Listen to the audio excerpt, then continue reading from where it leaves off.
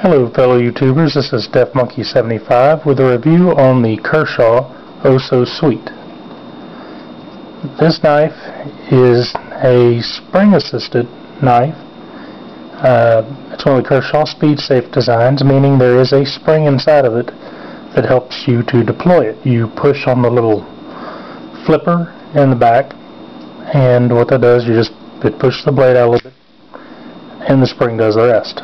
Comes out really fast, so it'd be a good idea not to have your finger in front of that when it actually comes out. It is a liner lock knife. Has the metal liner. It sticks underneath the blade tang there and holds it in place. It goes securely under there. The entire lock is underneath the blade, but it does not go all the way over to this side, so it's got quite a bit ways to go as it wears down with use and time. Excuse me. And you just push it over and you're able to close the blade, but that does a good job keeping it open. I imagine if you were to go banging this thing around, stabbing concrete walls, whatever, you could probably make it fail. Under normal everyday use, I don't really see that being a problem. This is not something you want to go chopping wood with or batoning or whatever. Just, boxes, envelopes, straps, stuff like that. Has an AUS-6A steel, which I don't know a whole lot about steels. I'm just a normal person, user. I believe that's supposed to be a softer steel. What I've used it for, it's actually held an edge pretty good. It's still shaving sharp, and I have used it quite a bit, opening packages and envelopes and paycheck stuff like that. Just everyday use, and it has not gone dull at all throughout the entire length of the blade. The handle is an FRN. It is the fiberglass reinforced nylon, and it has the texture on it. It looks like fish scales to me, but it gives you decent grip. I have not had to use this thing when it was wet, so I don't know how well it'd do then. It is raining outside, I guess I could find out, but I really don't want to go out in the rain. But it's nice grip. I mean, it's not completely smooth. It also has a decent pocket clip. My only gripe is that it does only have 2 screws, so I can actually move it back and forth. It does not matter how tight I tighten these things down. I don't want to strip out the screws or anything else, so I try not to go too far with it. But it moves. If something bumps it on either side, it has knocked it off kilter before. Nothing has pulled it away from me, because this is a pretty stiff clip. So, nothing's pulled it away from the knife at all or bent it out of shape or anything. Just it goes back and forth, which is kind of aggravating. Overall, though, it is a nice knife. You can take it apart. Let me close this before I stab something I don't want to stab. You can take it apart. It has torque screws. I believe these are like number 6 along the back and a number 8 in the pivot, perhaps. I think it's a number 8, not sure. But you can take it apart, and I have taken it apart actually, because I did a little modification to it, which you may or may not be able to see that blade in there. If you haven't seen this knife before, there is, let me go ahead and open it back up and I guess risk stabbing something I don't want to stab. If you've never seen this before, it has a backspacer that goes up the back and covers up this screw as well as everything else here. I have taken that out, trimmed it down, rounded off the corners with a 800 grit bench stone to make it look factory. Smooth it out some, make it look nice, no jagged lines or edges. It made it into a flow-through, and these scales it does have stainless steel liners on both sides, full liners, so it is very stiff, and it takes quite a bit of pressure to get it squeezed. I do want to get some kind of tubing or something, or maybe from knife kits, purdy.com, get some standoffs or something to put over those screws so you don't see the threads. It looks a little more finished and does give a little more strength for that, but for now it looks pretty good. I do just want to make it look a little more finished. Has a lanyard hole for a lanyard, which I don't have a lanyard on any of my knives yet. I might someday. And here you can actually see the end part of the spring that actuates to open up the blade. You know, the spring has a little hook here that hooks into the liner, then it runs through to the hole, a hole in the base of the blade here. So whenever you close it, that hole compresses the spring, and now that spring's bent, kind of a, you know, U shape. Actually, I think it's more of an L, kind of a 90-degree bend in it. And then whenever you release it, it straightens out and pops out the blade. Overall, this is a very nice knife. I like it a lot. It was only $30 at Academy Sporting Goods or Academy Sports and Outdoors. It's the old design of this knife, actually. There's a newer design. I actually bought this one when I saw there was the old design, because that's when I went to the store.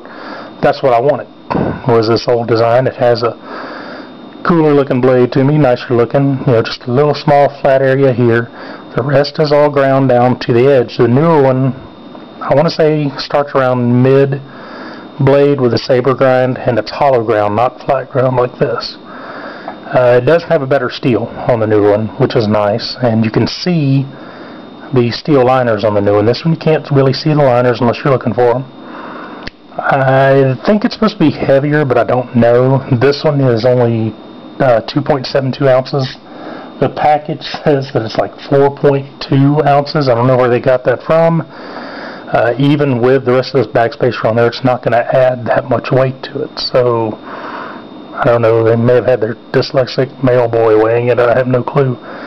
But it's only like 2.72 ounces verified on my kitchen scale. It came out of the box incredibly sharp. It's still pretty much as sharp as whenever I took it out, even after use. So I don't know if my use is extremely light, or maybe they did something good with this AUS 6A steel. Because from what I've seen, it's supposed to be really soft, not supposed to keep an edge, or yada yada. This one's done pretty well. I do switch it out with another knife, which I will review later, for EDC. Just depends on what I want to carry. But this one gets used a lot, carried a lot. It is very comfortable in the hands. I do have pretty big hands, but it fits in my hand. You can not really see the end there, but it fits. Has a thumb ramp and a choil with some jimping on the lock. Keep you from going up on the blade. Now, it doesn't have jimping, but I don't really care, because it's not what important for what I use a knife for. I don't go stabbing things or whatever. I, just cut. I might use the tape to go through. Might use the knife to cut through a piece of tape in a package or something like that, whatever. But I don't really need jimping for that. I also don't do wood carving or any hardcore stuff with this thing. So, yeah, but it's a nice looking blade. Really nice looking handle, just all around pretty cool. Very much worth the $30, I believe, for as much as I've used it and done with it. This one, I don't know if this is a common thing for these knives, and I don't even know if you can see it on the camera, but it looks like one edge here is straight while the other one curves around to meet it. Like they only ground one side to make that point go down. But it almost gives it the effect that the blade is bent.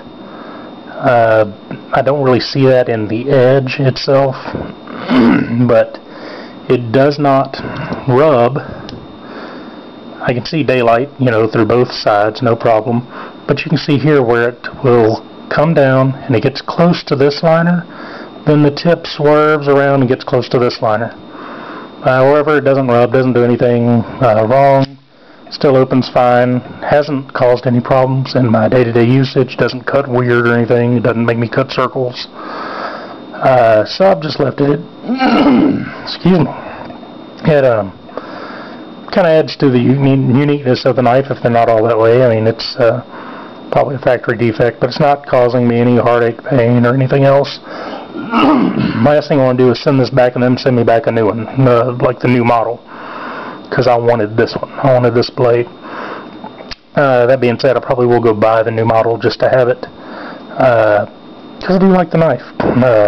Better blade steel, hollow ground blade, sounds pretty good to me, even if you can't see the liners in it. Just be cool to have two different versions of the exact same knife. Let's see. Okay, well, it does have like the normal Kershaw stuff stamped on there, except for, let's see, this one, it has the Kai patented 1830 is the model number, made in China. This is one of their China-made knives. It does not have the date stamped anywhere on the knife. Doesn't have the steel stamped on there. I don't know if any of the others do, but normally in the video I see where the Kershaw has a date stamped on it when it was made. None of mine do. Not any of them. It does say Kershaw Ken Onion, which explains the clip, which I do like, the wavy clip with holes. They're really, nice design on the blade and stuff, so yeah, figures it'd be Ken Onion. I just wish he would have put 3 screws in here, because none of my other knives do that, and they have 3 screws. None of them move, and just kind of, not a big deal. But overall, really nice knife, really worth $30. New one's probably still worth $30 too, just doesn't look as cool. But it does have better steel, probably stay sharp for you longer. I mean, if it's anything like this, and it's a better steel, then it's going to stay sharp for a long time, unless you just, use it to go, I guess, skin out your wildebeests or something. Or you're going out cutting down trees in your yard.